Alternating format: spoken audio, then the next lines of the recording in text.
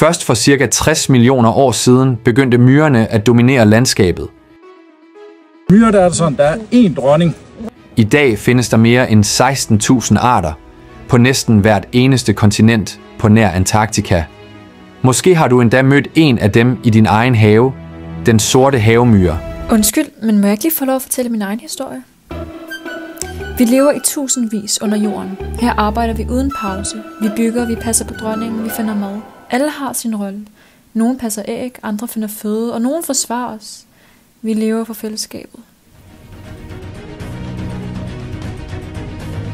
Altid dejligt at få at vide, at man er sej, du redder en bille. Men jeg kommer jo til at gøre sådan her. Jeg synes, det er ej. Hvor er den? Det er jo naturens orden.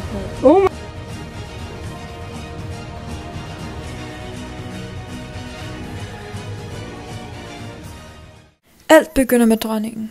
En dag, når solen står højt, letter hun sammen med tusind af os. I luften finder hun sin mage, og fra himlen fødes en ny begyndelse. Bogstaveligt talt. Når hun lander, slipper hun sine vinger og graver sig ned i mørket. Der i jordens varme ligger hun sin første æg. Ud af dem kommer hendes hænder, hendes familie. Vi, arbejderne, passer på hende. Selvom hendes døtre, altså vi arbejderne, kun lever få måneder af vores indsats, det der holder kolonien i live gennem generationer. Dog kan dronningen leve op til mere end 15 år. Og man skulle tro, at når hun er væk, vil vi finde en ny dronning. Men nej. Uden hende forsvinder vi alle. En efter en. Men vores verden er skrøbelig. Et enkelt fodtrin kan knuse hundreder. Når mennesker spreder gift, dør hele familie på et øjeblik. I bygger over os. Ødelægger jorden, vi lever i.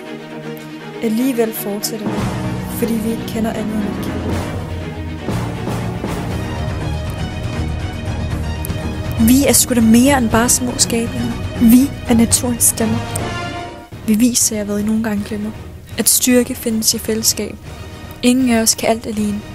Men sammen kan vi alt.